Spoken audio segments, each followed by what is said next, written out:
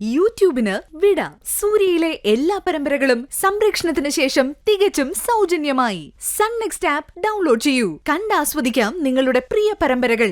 എന്താ കാര്യമെന്ന് വെച്ചാൽ തെളിച്ചു പറ സേനാപതി. പ്രിയെ എത്രയും പെട്ടെന്ന് എന്റെ മുന്നിൽ എത്തിച്ചു തരാമെന്നല്ലോ താൻ പറഞ്ഞത്. എന്നിട്ട് അവൾ അവിടെ. സേനാപതി, സാധ്യമായ എല്ലാ വഴിയിലും ഞാൻ അന്വേഷിക്കുന്നുണ്ട്. എനിക്ക് സംശയം അവൾ അർജുന്റെ കസ്റ്റഡിയിൽ തന്നെയാണെന്നാ. കോപ്പാണ്. വിട്ടിട്ടും പറയാതെ എണീറ്റ് പോടോ. എടോ, അർജുൻ ഇന്ന് എന്നെ കണ്ടിരുന്നു. അവന്റെ ഭാര്യയെയും ആന്റിയെയും വിരട്ടി നോക്കിയത് ഞാനാണെന്ന് മനസ്സിലാക്കിയിട്ട് തന്നെയാണ് അവൻ വന്നത്. പക്ഷേ അവന്റെ സംസാരത്തിൽ ഒരു കാര്യം എനിക്ക് മനസ്സിലായി. അവനും തേടുന്നത് പ്രിയയാണെന്ന്. എടോ, അവനാണ് അവളെ ഒളിപ്പിച്ചതെങ്കിൽ എപ്പോഴേ കോടതിയിൽ ഹാജരാക്കുമായിരുന്നു. എടോ, അവന്റെ ഭാര്യയെ പ്രിയയെ കൊന്നതിന്റെ പേര് റിമാൻഡിലാക്കാൻ അവൻ സമ്മതിക്കുമായിരുന്നോ? അന്നത്തെ ദിവസം സാക്ഷിയെ ആ വീട്ടിലേക്കുള്ള വഴിയിൽ ഇറക്കി വിട്ടിട്ട് പോയ താനാണ് അവൾ അവസാനമായിട്ട് വിളിച്ചത്. പിന്നെ അവളെ ആരും കണ്ടിട്ടേയില്ല. സത്യം പറയടോ, അവള് തന്റെ കസ്റ്റഡിയിലില്ലേ? അയ്യോ സേനാപതി, ഞാൻ എന്തിനാ അവളെ ഒളിപ്പിച്ചു വെച്ചിരിക്കുന്നത്? പ്രത്യേകിച്ച് സാക്ഷിമോള് കൊല്ലപ്പെട്ട സാഹചര്യത്തില് ഞാൻ അവൾക്ക് ഷെൽട്ടർ കൊടുക്കുമെന്ന് സേനാപതി കരുതുന്നുണ്ടോ? എന്തുകൊണ്ട് പാടില്ലടോ? താൻ ലക്ഷ്യമിടുന്നത് മുഴുവൻ നന്ദഗോപന്റെ സാമ്രാജ്യവും സ്വത്തുക്കളുവാ. അത് ലഭിക്കാൻ അവളെ നന്ദന്റെ മകളായിട്ട് തനിക്ക് മുന്നിൽ നിർത്തണം. അതിന് തനിക്ക് അവളെ ജീവനോടെ വേണം. സേനാപതി, എന്നെ തെറ്റിദ്ധരിക്കരുത്. അവൾ പിന്നെ എന്നെ വിളിച്ചിട്ടേ ഇല്ല. എന്നെ ഒന്ന് വിശ്വസിക്കുക സേനാപതി. എങ്കിൽ അവക്ക് അഭയം കൊടുത്തിരിക്കുന്നത് തന്റെ ചേട്ടനായിരിക്കും, നന്ദഗോപൻ. പ്രിയ കൊല്ലപ്പെട്ടു എന്നുള്ള മട്ടിൽ നമ്മൾ നടത്തുന്ന ഈ നാടകങ്ങളെല്ലാം അയാൾ രസത്തോടെ കണ്ടുകൊണ്ടിരിക്കുകയായിരിക്കും. അർജുനോടുള്ള പക തീർക്കാൻ വേണ്ടിട്ട് അവന്റെ ഭാര്യ കുറച്ചു ദിവസം ജയിലിൽ കിടക്കട്ടെ എന്ന് കരുതി അയാൾ മിണ്ടാതിരിക്കുന്നതായിരിക്കും, അല്ലടോ? അതൊക്കെ സേനാപതിയുടെ വെറും തോന്നലുകളാ. അങ്ങനെ നമ്മളെയൊക്കെ പറ്റിച്ച് ഒരാളെ മറച്ചു പിടിക്കാനുള്ള ശേഷിയൊന്നും നന്ദേട്ടനില്ല. പിന്നെ അവൾ എവിടെയാണോ? പിന്നെ അവള്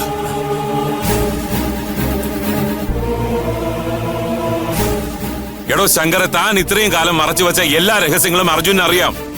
അരുണിമയുടെ ആക്സിഡന്റ് എങ്ങനെയാണ് ഉണ്ടായതെന്നും അതിന്റെ പിന്നിൽ ആരൊക്കെയാണെന്നും എല്ലാം അവൻ മനസ്സിലാക്കിയിട്ട് തന്നെയാ വന്നിരിക്കുന്നത്.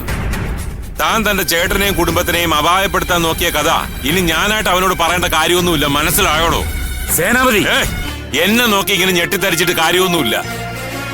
നന്ദഗോപന്റെ മുന്നിൽ താൻ മകളായിട്ട് അവതരിപ്പിച്ചിട്ടുള്ള പ്രിയ അയാളുടെ സ്വന്തം മകളല്ല എന്ന് അർജുൻ മനസ്സിലാക്കി കഴിഞ്ഞു.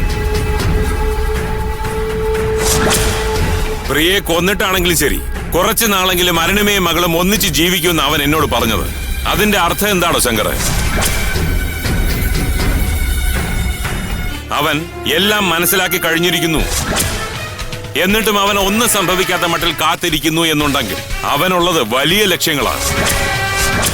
ആ ലക്ഷ്യത്തിൽ അവൻ എത്തിക്കഴിഞ്ഞാൽ പിന്നെ ഞാനും താനൊന്നും ഉണ്ടാവില്ലടോ. അതിനു മുൻപ് താനായിട്ടുണ്ടാക്കി വെച്ച കുരുക്കുകളൊക്കെ താനായിട്ട് തന്നെ അഴിക്കാൻ നോക്കിക്കോണം. സേനാപതി എന്താ ഉദ്ദേശിക്കുന്നത്?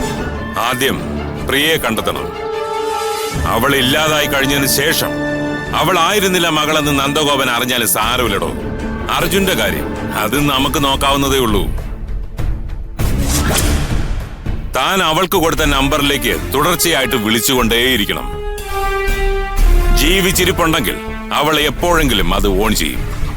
അല്ലെങ്കിൽ നമ്മളെ അടക്കം കുരുക്കാനുള്ള മരുന്നുമായിട്ടായിരിക്കും അവള് തിരിച്ചു വരുന്നത്. ആര്? പ്രിയയോ? അതേടോ.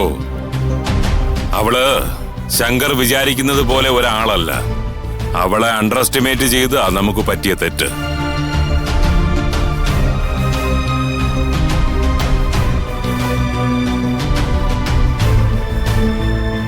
നമ്മൾ കരുതിയതുപോലെ ചതുരംഗ പലകയിലെ വെറുമൊരു കാലാളല്ല അവള്.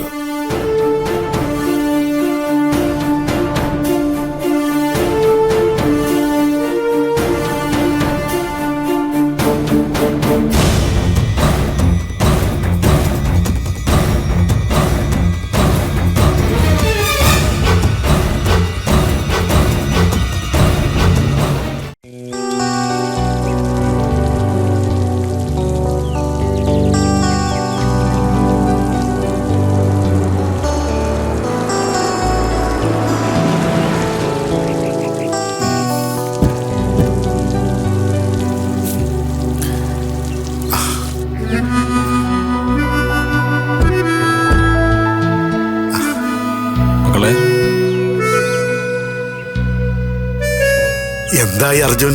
സമാധാനിക്കാനുള്ള വല്ല വാർത്തയായിട്ടാണോ വരവ്? അതോ ഏയ്, പേടിക്കാനൊന്നുമില്ല. നമുക്ക് സന്തോഷിക്കാനും സമാധാനിക്കാനുള്ള സമയം അടുത്തു വരിക. ഓഹ്, അതൊന്ന് കേട്ടാ മതി. ഈയിടെയായിട്ട് ഉറക്കമില്ല അർജുൻ. കണ്ണടച്ച പൂജയുടെ മുഖമാണ് മുന്നിൽ. അവള് ജയിലിൽ കിടക്കുന്നത് ഓർക്കുമ്പോ സത്യം പറഞ്ഞ ഇതിനെല്ലാം കാരണക്കാരൻ ഞാനാണല്ലോ എന്ന് തോന്നും ചിലപ്പോഴൊക്കെ. എന്താ അച്ഛാ, അച്ഛൻ എന്തിനാ ഇങ്ങനെയൊക്കെ ചിന്തിക്കുന്നത്? ശരിയല്ലേ അർജുൻ? ഈ കിഴവനെ പുറത്തിറക്കാൻ വേണ്ടിയല്ലേ അവൾ സേനാപതിയോടും പ്രിയയോടും സാക്ഷിയോടും ഒക്കെ ഫൈറ്റ് ചെയ്യാൻ തുടങ്ങിയത്? അച്ഛാ, അതുകൊണ്ടൊക്കെ കൂടിയല്ലേ അവളെന്റെ ജീവിതത്തിലേക്ക് വന്നത്. അതെ, അതോർക്കുമ്പോഴായി എനിക്കൊരു സമാധാനം. അർജുനെ പോലെ ഒരാൾ അവൾക്ക് താങ്കും തണലുമായി ഉണ്ടല്ലോ. വാ, അകത്തേക്ക് കയറിയിരിക്കാം. വാ മക്കളെ, നിങ്ങൾ അങ്ങോട്ട് പോയി കളിക്കേ. കയറി വാ.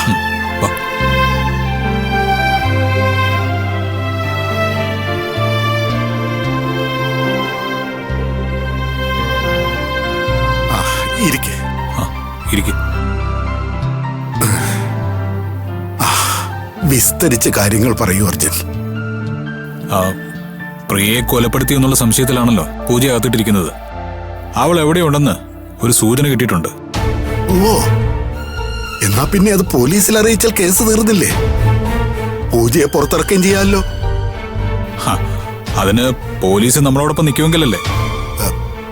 കമ്മീഷണർ അടക്കം അവരുടെ ഭാഗത്താ. നമുക്ക് കോടതിയെ ആശ്രയമുള്ളൂ. മരിച്ച പ്രിയെ നമുക്ക് ജീവനോട് തന്നെ കോടതിയിൽ ഹാജരാക്കാം. എനിക്ക് അതിന് അച്ഛൻ്റെ ഒരു സഹായം വേണം. ഞാൻ എന്താ ചെയ്യേണ്ടത് പറഞ്ഞോളൂ. ആരാ ഈ കുപ്പുസ്വാമി? അച്ഛൻ്റെ അറിവില് അങ്ങനെ ആരെങ്കിലും ഉണ്ടോ? ഈ സ്നേഹസ്ഥാനത്തിൽ താമസിച്ചിരുന്നവരോ അല്ലെങ്കിൽ അവിടെ ജോലിക്ക് വന്നവരോ ആയി ആരെങ്കിലും? ഇല്ല, ആ പേരിൽ ആരും സ്നേഹസദനത്തിൽ ഇല്ലായിരുന്നു. അച്ഛാ, ഉറപ്പാണോ? ആ, ഉറപ്പാണ്. അങ്ങനെ ഒരാൾ അവിടെ ഉണ്ടായിരുന്നിട്ടില്ല. എന്തേ? സാക്ഷി മരിച്ച അന്ന് വീട്ടിൽ നിന്ന് ഇറങ്ങിയ പ്രിയ പലയിടത്തായിട്ടാണ് താമസിക്കുന്നത്. അവളുടെ കയ്യിലുള്ള ഫോണിൽ നിന്ന് തമിഴ്നാട്ടിലുള്ള ഒരു കുപ്പസ്വാമിയുടെ നമ്പറിലേക്ക് അവൾ വിളിച്ചിട്ടുണ്ട്. തിരുനെൽവേലിയിൽ രജിസ്റ്റർ ചെയ്ത നമ്പറാണത്.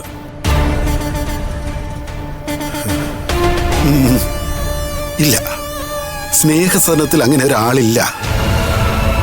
ഒന്നാമത് വയസ്സായ അമ്മമാരും കുഞ്ഞുങ്ങളും ആ സ്നേഹസദനത്തിൽ കൂടുതലും.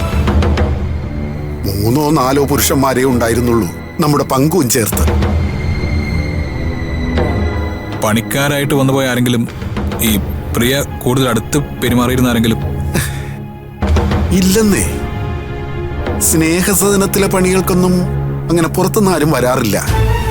എല്ലാരും കൂടി കഴിയുന്ന പോലെ അങ്ങ് ചെയ്യും, അത്രേ ഉള്ളൂ. അപ്പോ അങ്ങനെ ഒരാൾ അവിടെ ഇല്ലായിരുന്നു അല്ലേ? ഈ കാട് ഇളക്കാതെ ഇരയെ പിടിക്കാനാ ആ വഴി നോക്കിയത്. അങ്ങനെ ഒരാളെ കണ്ടുപിടിക്കാൻ പറ്റാത്ത സ്ഥിതിക്ക് ഇനി നമുക്ക് ആ നമ്പറിലേക്ക് വിളിച്ചു നോക്കാം.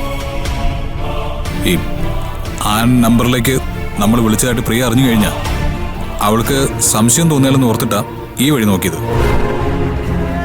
സ്നേഹസ്ഥാനത്തിൽ അന്തേവാസികളുടെ ബന്ധുക്കളോ സുഹൃത്തുക്കളോ അങ്ങനെ ആരെങ്കിലും തിരുനെല്ലുവേലിയിലുള്ളതായിട്ട് അറിയാമോ?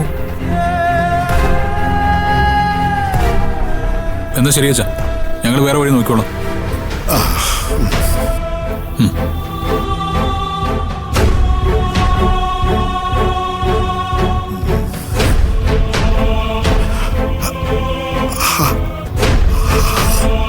മല്ലിക. അർജുൻ,